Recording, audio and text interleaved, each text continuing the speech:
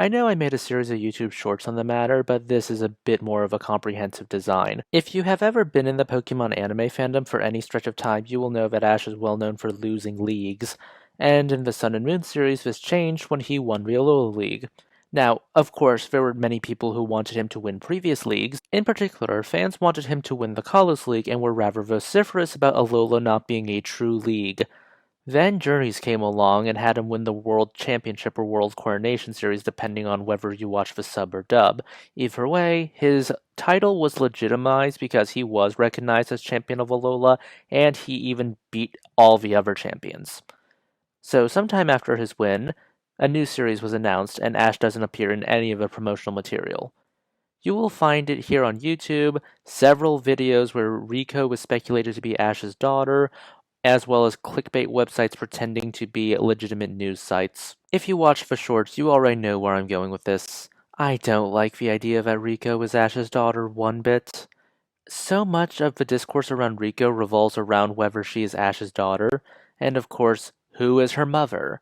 You will find no shortage of fans drawing arrows through her hair, eyes, face, and trinkets to determine who is her mother. Oh, the blue hair means Dawn is her mother, but some staff member said a more shipping is endgame. Her hair ornament looks like the logo on Ash's original hat, so he's definitely her father. One fan I read was so baffled about how people were arguing about genetics and whether or not blue hair was dominant or recessive that he said something to the effect of, "Are we getting the calipers out for phrenology yet?" The utter bafflement that user had is a fair assessment to have, since art does indeed exist at the discretion of the artist. There is no rule that states children should look like their parents in a drawing, or strangers can't share an uncanny resemblance. I mean, these are stories after all. But I'm not here to talk about guessing whether Rico is Ash's daughter or not.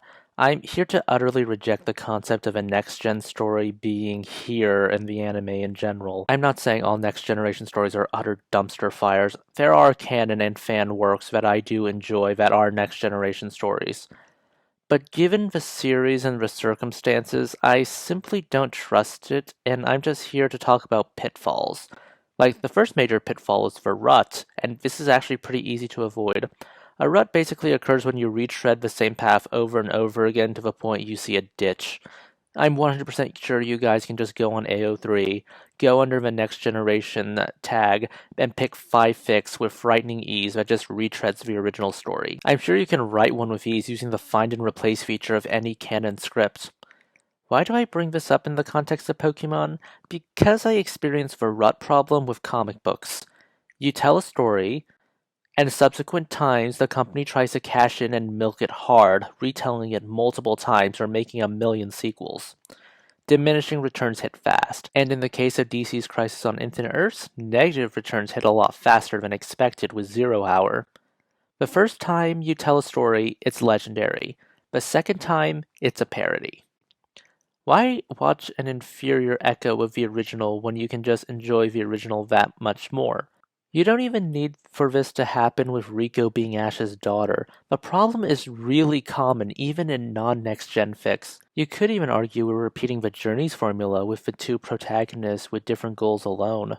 The second major issue, which is probably the mother of all issues with next generation stories, is called the issue of the two loci, and this one is a bit harder to fix. You would expect the world to change from one generation to the next, and this cleaves the focus of the world into two generations, the old generation and the new one. And you've invested your time and energy into one generation, the old one. It's normal to want to know what they've been doing since the time skip began. But if you're unable to make the next generation seem interesting, or heaven forbid, make them into unlikable dolts, then you run the risk of having your audience completely unsatisfied and just watching for the old generation. Digimon suffered from this issue twice, possibly 3 times. Of the Goggleheads, Davis, or Daisuke depending on which end of the ocean you're on, didn't get much in the way of a character arc, so in terms of a character arc, he got overshadowed by both the old cast, who were still prominent in Digimon Adventure 02, and Ken, even though he's a newcomer. He's on the far left of this image. Because, of course, when you have a protagonist who was actually a former villain, it's a lot more interesting to watch because you gravitate towards that arc. Tagiru, the gogglehead on the right, meanwhile, had a different problem. His character was shallow and honestly quite insufferable with his desire to become famous over all else. Even when his friends and family had been captured, his mind is on becoming a star. Naturally, fans wanted the whole thing to focus on any other character but him.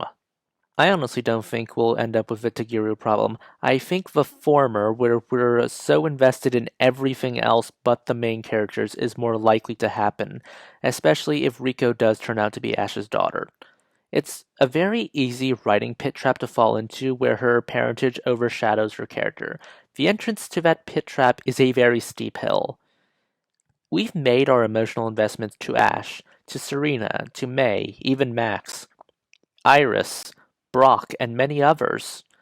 And that, my friends, is the cardinal sin of a next generation story. Your next generation characters do get focus, but that focus is merely a pillar to solely uphold the old generation. They're not characters, but props. When you give the most focus to the next generation, but only develop them into pillars for your previous cast, you're not only doing a disservice to the next generation characters, but you're also getting a damage multiplier. After all, using your next generation characters to build up your previous generation characters just makes your audience go, why aren't the previous generation characters on screen instead of these boring guys?